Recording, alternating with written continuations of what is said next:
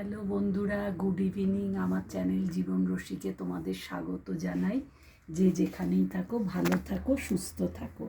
আজকে আমার ইভিনিংয়ের স্ন্যাক্সটা তোমাদের সাথে শেয়ার করছি। বাইরের থেকে আনা বড়া পাও বলে, সেটা তোমরা জানোই, কলকাতার বাইরে সব অবাঙালিদের এটা ফেমাস খাবার। আলুর বড়া, ধনেপাতা, পেঁয়াজ, কাঁচা লঙ্কা মশলা দিয়ে তৈরি করে, আমাদের যে ফুলুরি করে সেরকম আলুর বড়া তৈরি করে ছোট বানের মধ্যে দিয়ে ওদের গুঁড়ো একটু মশলা দিয়ে এই বড়া পাউটা তৈরি করে।